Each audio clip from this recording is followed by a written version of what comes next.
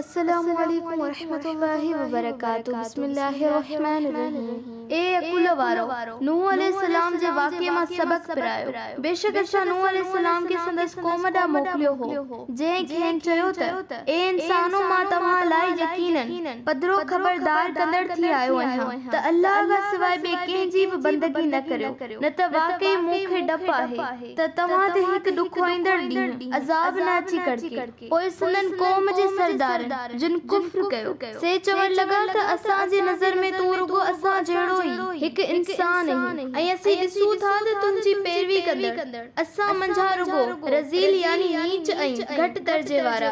ऐं कम अकल माण्हू आहियूं ऐं असीं तव्हां खे को पाण खां बहितर ऐं फज़ीलत वारो नथा ॾिसूं, बल्कि असांजो ख़्याल यानी वहम ऐं गुमान आहे त तव्हां कूड़ा आहियो। नूह अलैहिस्सलाम चयो त ए मुंहिंजी क़ौम, छा तव्हां इहो नथा ॾिसो त जेकॾहिं आउं पंहिंजे पालणहार तरफ़ां हिकु रोशन यानी राह ऐं दलील ते आहियां ऐं उन मूंखे पाण वटां रहमत यानी हक़ जी राह ऐं नबूअत बि अता फरमाई हुजे ऐं पोइ उन्हीअ हक़ीक़त खे तव्हां जे नज़रनि खां पोशीदा ऐं मख़फ़ी रखियो वियो हुजे त पोइ छा असीं उन लाइ तव्हां खे मजबूर करियूं जॾहिं त अव्हां खे उन खां कराहत ऐं बुछान आहे। ऐं ए मुंहिंजी क़ौम, मां उन्हीअ नसीहत लाइ तव्हां जे ईमान आणण ऐं तव्हां खे पैगाम पहुचाइण लाइ तव्हां खां को माल या दौलत त नथो घुरां। मुंहिंजो अजर त अल्लाह खां सवाइ ॿिए कंहिं ते न आहे ऐं मुंहिंजे पोइ लॻल खे जिन खे अमीर अज़ील चओ था ऐं जिन ईमान आंदो आहे उन्हनि खे आउं तड़ण वारो न आहियां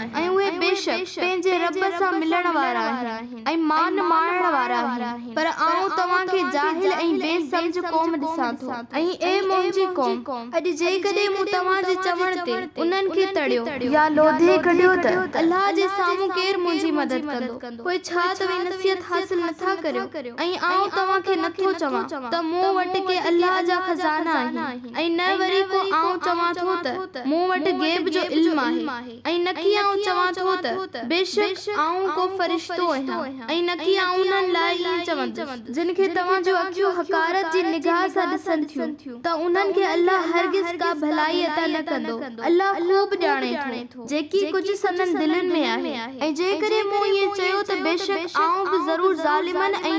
नाइंसाफ़ी कंदड़नि मां थी पवंदुसि। आख़िरकार नूह अलैहिस्सलाम जी क़ौम जे माण्हुनि चयो त ए नूह अलैहिस्सलाम, तूं असां सां झेड़ो कयो ऐं घणो ई झेड़ो कयो अथई, पोइ हाणे तूं असां ते भले उहो यानी अज़ाब आण जंहिंजी तूं असां खे धमकी यानी दड़को ॾींदो रहियो आहीं जेकॾहिं तूं सचनि मंझां आहीं। नूह अलैहिस्सलाम जवाब ॾिनो त इहो त सिर्फ़ अल्लाह ई तव्हां ते आणींदो जेकॾहिं हू चाहींदो त ऐं तव्हां उन खे हरगिज़ आजिज़ करण वारा न आहियो ऐं जेकॾहिं अल्लाह जी मशियत ऐं मर्ज़ी ई आहे त तव्हां खे तव्हां जी सरकशीअ अठ ऐं ज़िद जे करे सज़ा ॾिए त पोइ मां खणी तव्हां जी ख़ैर ख़्वाही जो इरादो बि करियां ऐं जेकॾहिं अल्लाह इहो चाहे थो त अव्हां गुमराह ई रहो त पोइ मुंहिंजी ख़ैर ख़्वाही अव्हां जे कंहिं बि कम जी न आहे, उहो ई तव्हां जो रब आहे ऐं तव्हां खे ॾांहुं ई मोटायो वेंदो। ए पैगंबर सल्लल्लाहु अलैहि वसल्लम, छा इहे मुनकर चवनि था त हिन पैगंबर इहो क़ुरान पाण घड़ियो आहे? खेनि चयो त जेकॾहिं उन खे मूं घड़ियो आहे त मुंहिंजो ॾोह मूं ते आहे ऐं मूं ते जे कूड़े इल्ज़ाम जा अमी ॾोहारी आहियो तंहिंखां आउं आजो आहियां।